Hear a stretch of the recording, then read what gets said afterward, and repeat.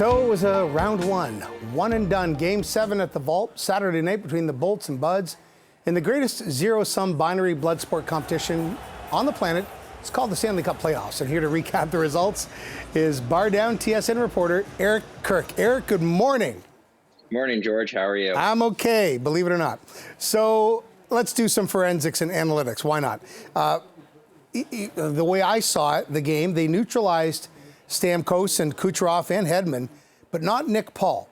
The newest Bolt, traded by the Sens just on the 20th of March. He's only been there like over a month. He gets the first 2 goals of his playoff career, which kind of made up for the loss of Brandon Point, who left with injury.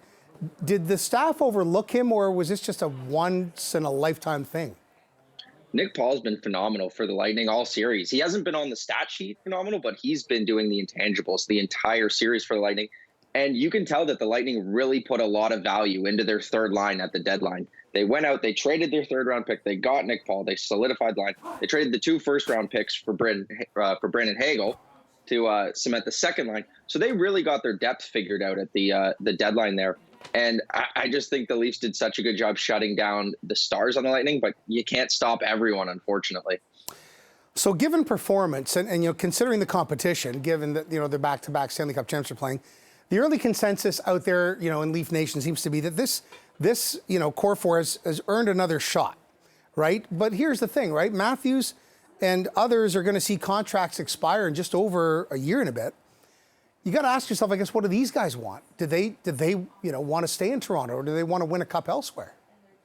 Yeah, they all seemed pretty let down after Game 7 and all of their post-game interviews. They all seemed pretty hungry to come back next season stronger. So I think that you keep the core intact. They had such a good series, and you go to a Game 7 against a back-to-back Stanley Cup champion team that knows how to close Game 7s, against a goaltender who this is the first time in 5 Game 7s that he hasn't pitched a shutout. Yeah, you're the first team to score on him.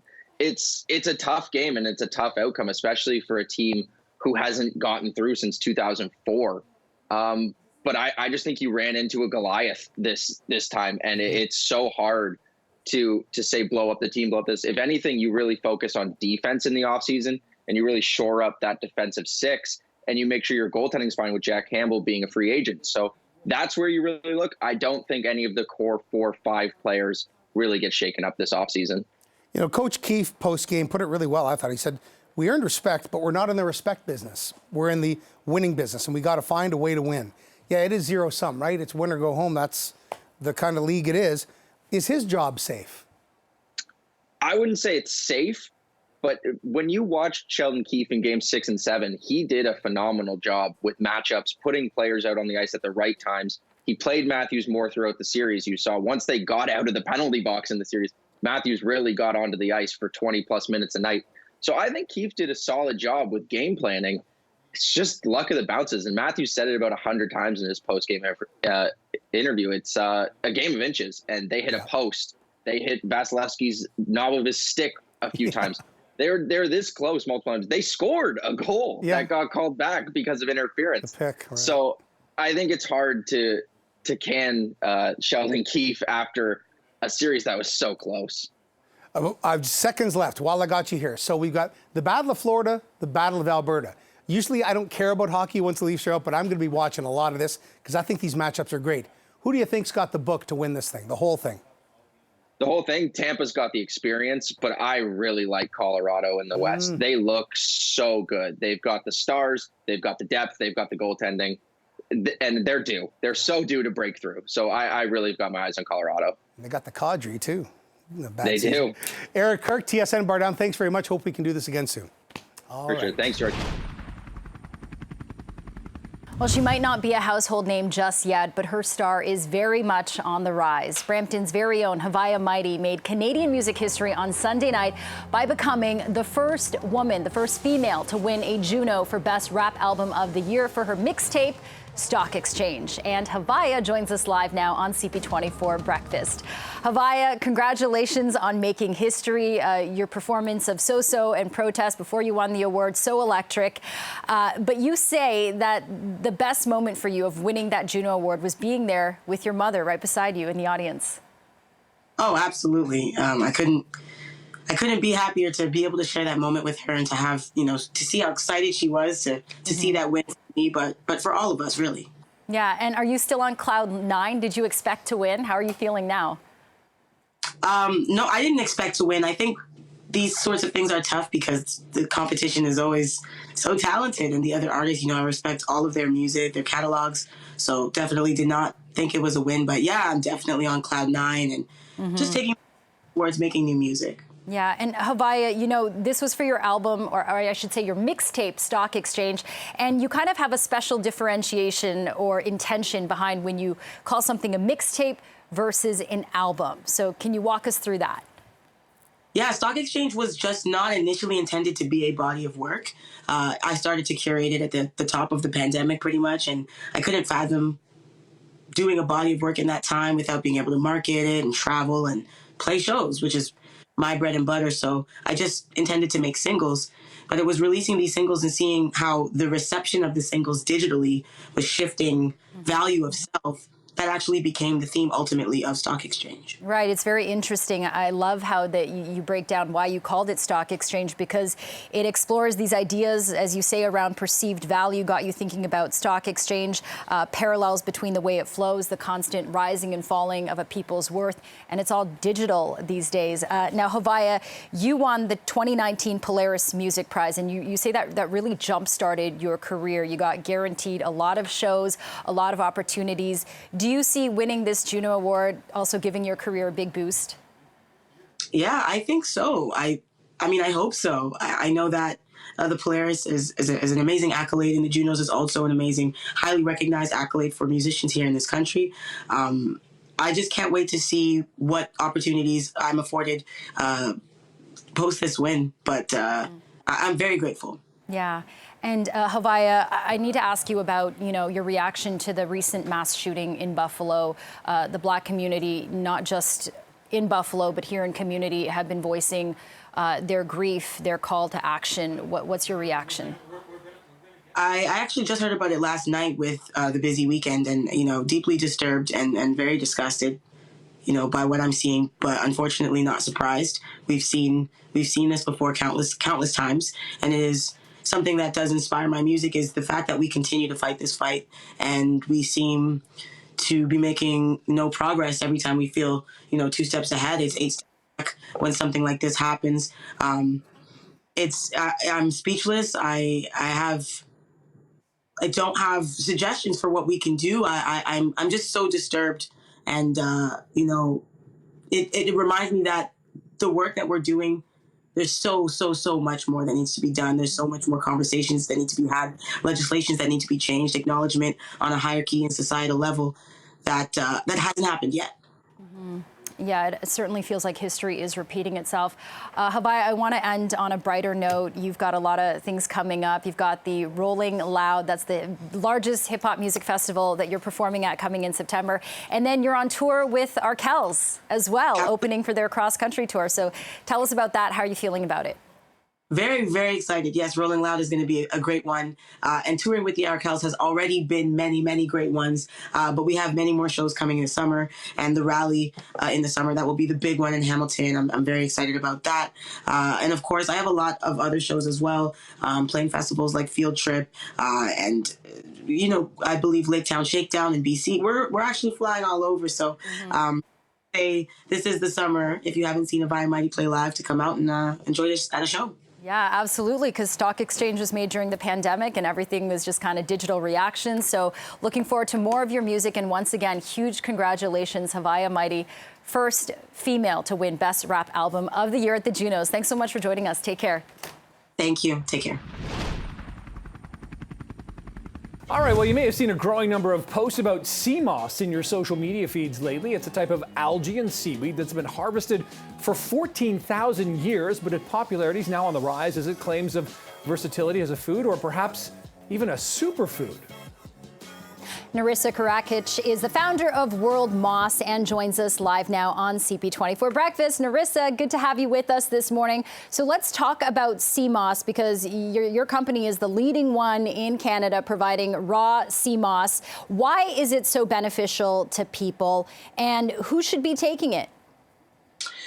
Yes, well, thanks for having me on. And sea moss is actually, as you said, a species of red algae seaweed that's high in mineral content. It's famous for having 92 out of 102 minerals present in the human body. It's got vitamins A, B, C, D, E, and K, fiber, silica, you name it. So what it does is just help to replenish the nutrients in your body and then allow your body to heal itself. And that's why the testimonials coming through from a lot of our customers are absolutely amazing. Narissa, when it comes to sea moss, I mean, some people see, I'm talking SEE, sea moss, they see it visually and they wonder, I don't think I want to eat that or drink that. Can you explain the sort of process of how it works its way from the sea to your plate or your glass or a jar? Right, so the pictures that you saw were how it looks sun-dried straight out of the Caribbean Sea. We import from Jamaica and St. Lucia. And what I would do is take that, rehydrate it, clean it out, and then process it into a jelly. So the jelly you can consume as is or blend it into a smoothie, as lots of people do. It's a popular way to use it. And when you do that, you really don't taste what the sea moss tastes like. A lot of people just pop it right into their mouth as is. It's a really mild taste. Some sea moss has a fishy taste, a sea-like taste. But if you don't want to taste anything, just throw it in a smoothie and you won't taste it at all, actually. And Narissa, I know that sea moss can be beneficial to a lot of deficiencies that we have as humans, and some signs of mineral deficiency include acne, anemia, arthritis, asthma, chronic fatigue, constipation, sexual dysfunction, thyroid imbalance, depression, and hair loss. I myself has 6 of those things, so maybe I need to try this sea moss. But tell us about the dosing. How much in quantity should people be taking, and is it expensive?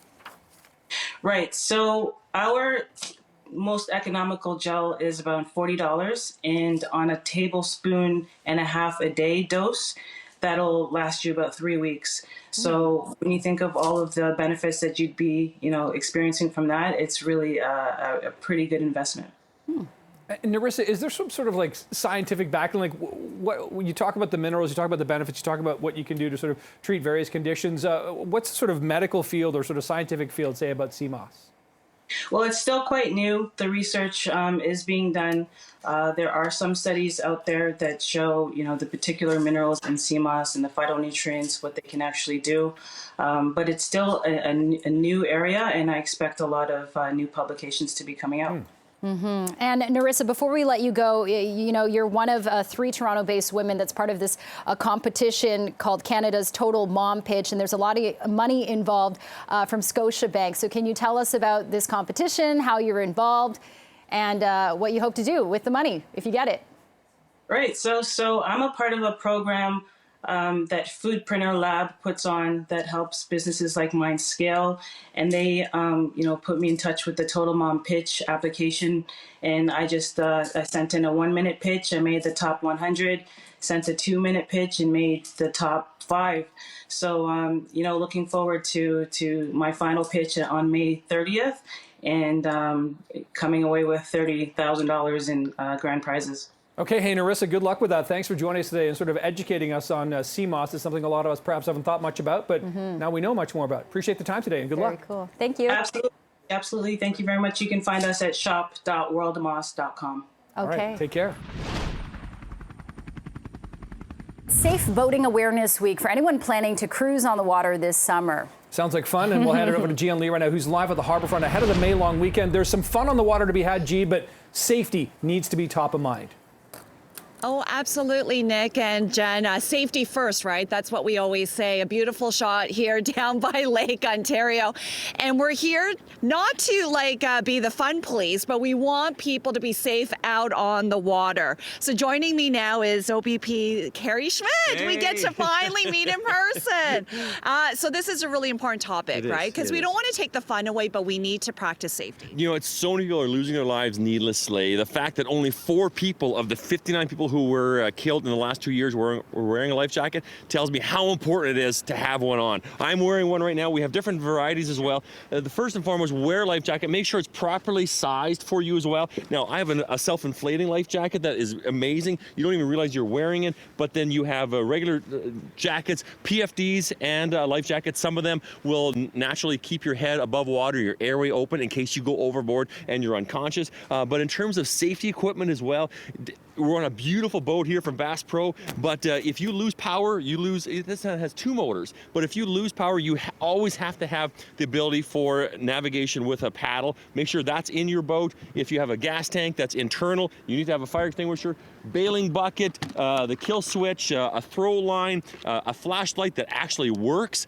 is so critically important, because when it gets dark, you need to be able to flash and signal for help. There's a whistle, a sound signaling device as well in these bailing buckets. You can get these at any sporting goods shops as well. But again, first and foremost, you need to have your life jacket on. You know, it's just so tragic that people are going overboard. They can't stay above water and they struggle. And the water right now is still very cold. And the fact that having that extra assistance to keeping you above water is so critically important. So it's not enough just to have the life jacket sitting on the boat. You need to be wearing it. By the time you get thrown overboard, if you're conscious, that's one thing. If you're unconscious, you can't put it on. And putting on a life jacket when you're already treading water, trying to stay above water, maybe in waves and chop, it's not worth it. These kinds of life jackets are amazing. You don't even realize you're wearing them. Throw them on, and when they get wet, they will automatically inflate. And until that time, it's just part of your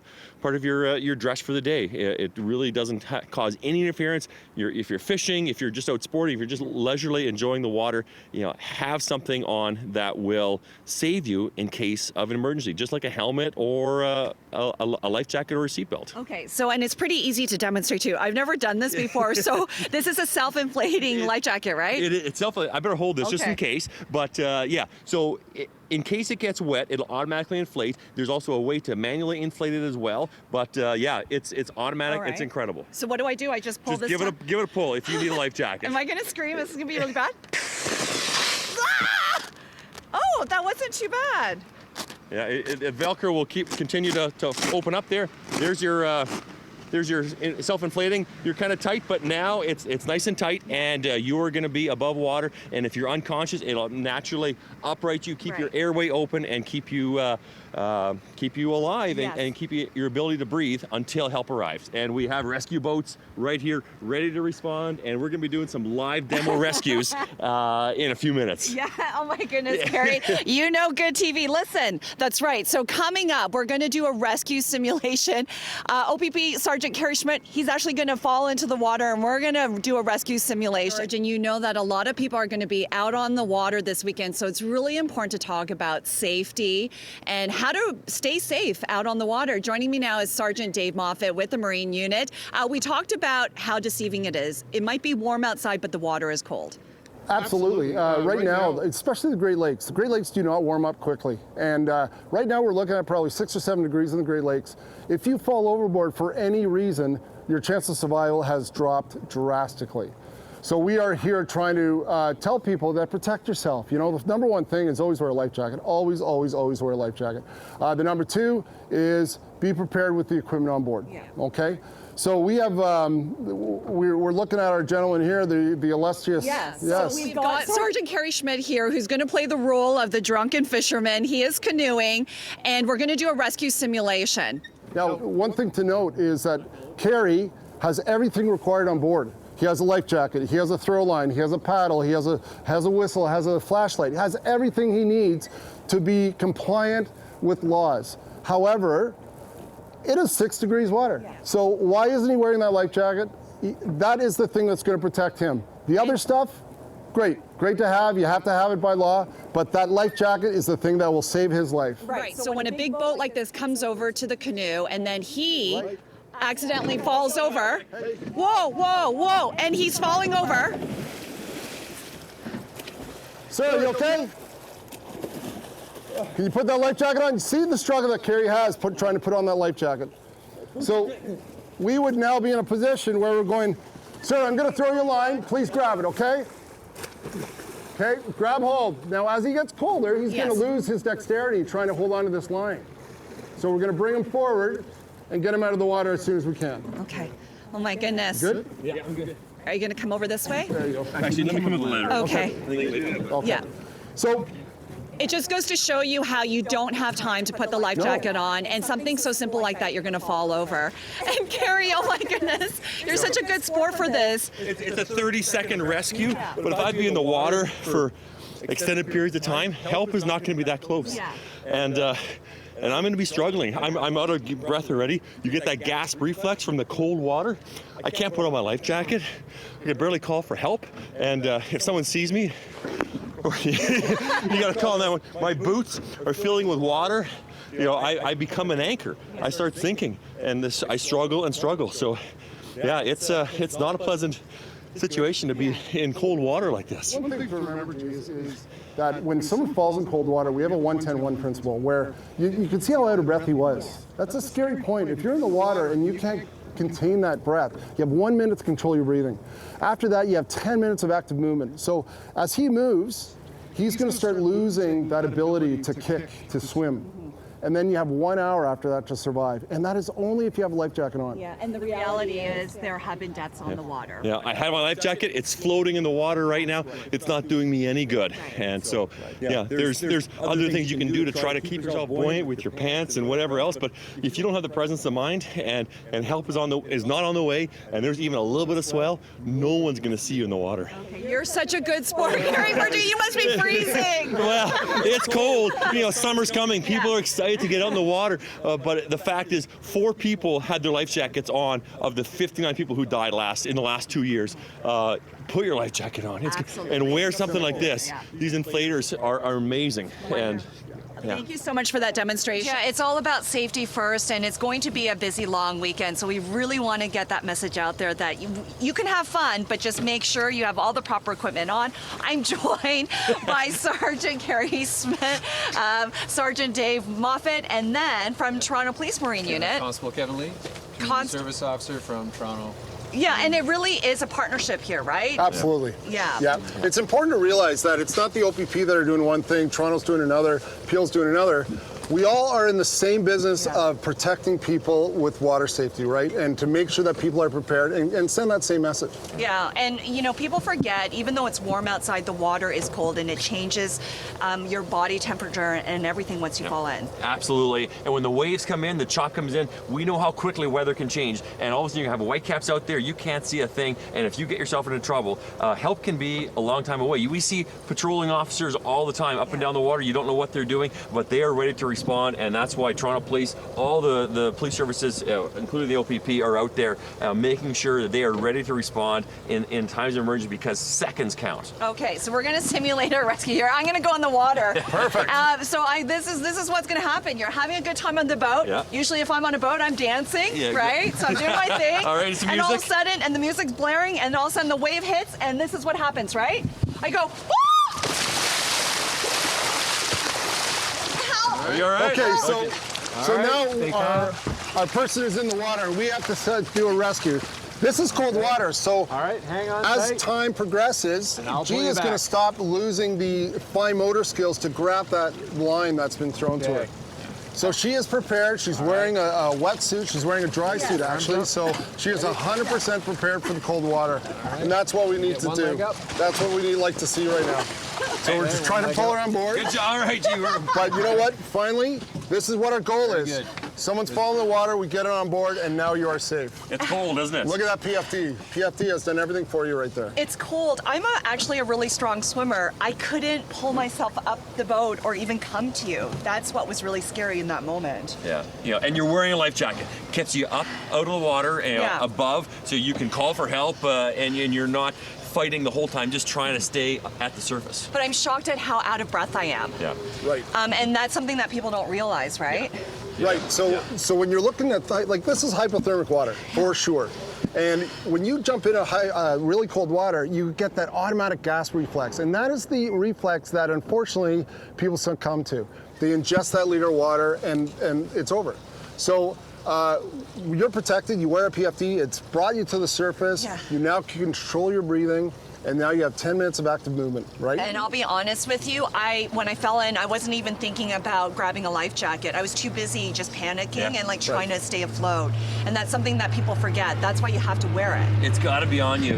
You need that assistance because things are happening. You're in shock. You knew you were going in the water. Someone who is out on a party boat, who knows if there's alcohol, if there's something else that is causing their ability to not be as coherent, they're not going to have the same kind of response. You were in the water for 30 seconds or less.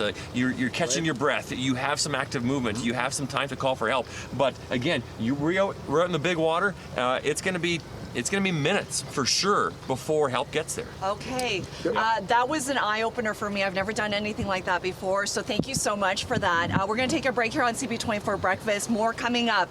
Remember, safety first. We are here down by the waterfront. It's all been about water safety, especially with the long weekend coming up, the unofficial start to summer. We don't want to take away the fun, but it really is important to stress safety first. So we've had a bunch of demonstrations here on the water.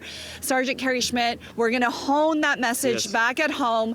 Basically, safety first. This is a serious message. We talk about life jackets. We talk about, even on the roads, we talk about safety, the big four: distraction, aggressive driving, seatbelts, and life jackets, and so on. But when it comes down to impairment and making sure you're cognitively, ready to operate whatever vehicle you're on, the outcome, the implications for someone who's impaired is absolutely profound. And when we have someone who is not driving or operating a vessel in a manner that they should be. We always talk about water on the water, beer on the pier, right? If you're going to be drinking, you better not be getting into a vehicle and operating, whether that's a boat, a vehicle, a motorcycle, or an ATV. We need you to be sober. We need you to be attentive, and the outcome can be absolutely tragic. What if you're a passenger? What are the rules around this, whether you're on a boat, a canoe? What are the rules regarding drinking and operating an item like that? Well, impaired operation is not, impaired driving applies to impaired boating. And so if you're on any type of vessel that is navigable, that you can navigate with, you can be charged with impaired operation. So a conveyance. So in a boat like this, it doesn't matter what you're operating, you need to be sober, and you will automatically lose your driver's license if you're operating a boat. And we get calls for suspected impaired boaters, suspected impaired drivers all the time. And the thing is, it's unacceptable. Okay, and I do want to introduce Bob Carrow. He is here with Mad Toronto. And Bob, you wanted to share your personal story. I'm so sorry for your loss. Tell us a little bit about your connection to Mad Toronto and how you got here. All right. So MAD is all about supporting the victims of impaired driving. And as the officer said, impaired boating is impaired driving. My son was killed by an impaired driver. He was jogging up in Cottage Country? That's right. And hit and killed instantly. So Matt was very supportive, and I'd like to pass that on. If we can raise the awareness, we can't do anything about my son, but if we raise the awareness, we'll be able to hopefully help the next person. There's too many of all the boating fatalities in Canada a year. A third of those are attributed to alcohol related. It's too high. It's unnecessary. It can be avoided. And I've said this to you during commercial break, Bob, that we keep saying do not drink and drive, do not drink and drive, and yet we still meet victims who've been impacted, your life changed suddenly just because somebody made that silly decision. So once again, what would you like to say to people at home? Yeah, I think we have to think twice and be that person, be that spokesperson, be that person that's passing the message on to say it's not acceptable. You can't do that. It's too risky, and the numbers prove that. Bob, thank you so much. I know it took a lot of courage to speak to us, and I'm so sorry for your loss. All right, thank you very much. Cheers. And again, we can't stress this enough. Thank you so much for joining us this morning, and Sergeant Carrie Schmidt, and to everyone here at the Marine Unit, thank you so much. The message is very clear. Absolutely. Yeah. Safety first. Yeah. If you see a suspected impaired driver, call 911 immediately. Be a better boater. Wear your life jacket. It's so simple. Safe Boating Awareness, Canada Road Safety Week. There's so much going on. Have a fantastic long weekend and a great summer. Well, Well, like many performers during the pandemic, Tita Collective gained a massive following on TikTok, and a comedy troupe made up of 5 culturally distinct Filipino women now taking their show on the road. We're joined live this morning by Anne Paula Bautista, Belinda Corpez, Ellie Posadas, Mary Chris Rivera, and Aliyah Rasul. Mabahe to all of you. Thanks so much for making time this morning. Hi, thanks for having me. Good morning. Anne, I want to start with asking you about the name Tita Collective. What does this mean, and what does that represent? Yes, so Tita in Tagalog means auntie or aunt, and all of us in the collective are aunties in our own right.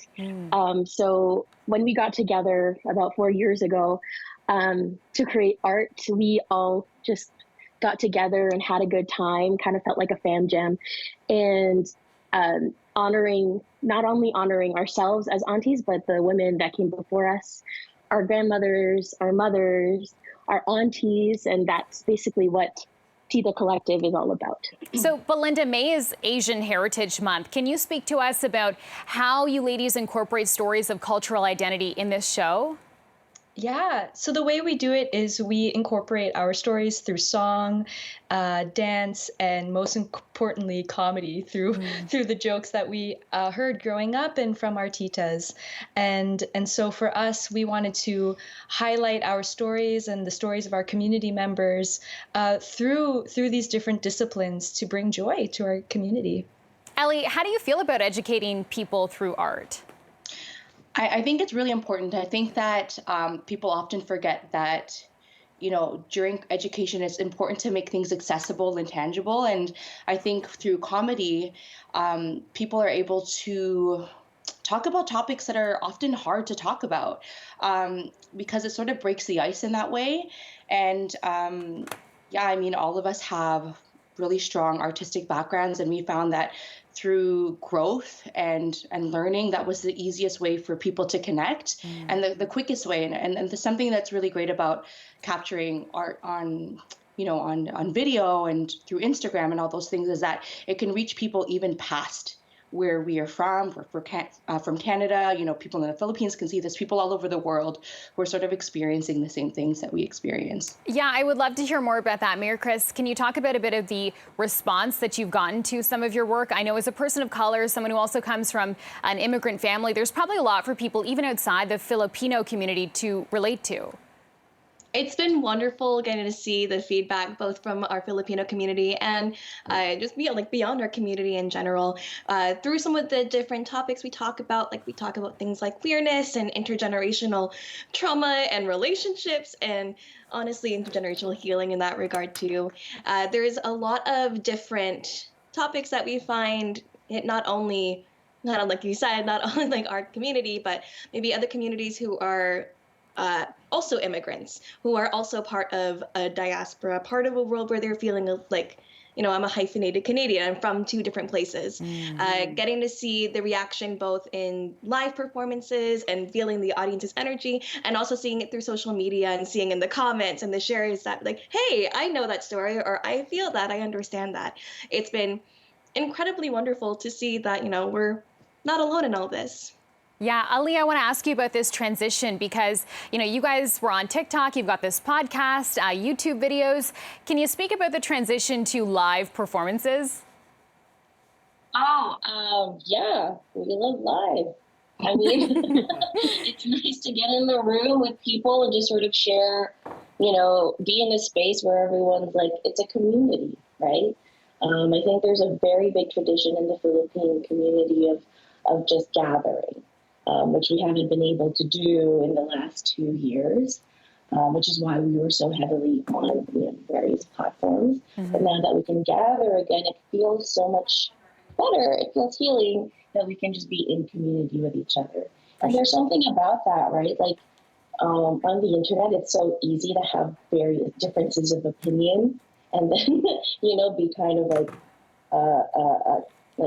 there's just a lot of conflict. But when you're in a room with someone and, that person's your uncle, that's your tito, that's, you know what I mean? It's just, there's more love, so it's easier to have more patience and generosity. So I think it feeds community, and that's why we love that performance. And that's really what it's all about, feeding community. Thanks so much for your time this morning. You've got a show in Peterborough on May 20th and then a show here in Toronto at the Assembly Theatre on June 17th. We wish you the best of luck and thank you so much for being here. Tita Collective, have a great day.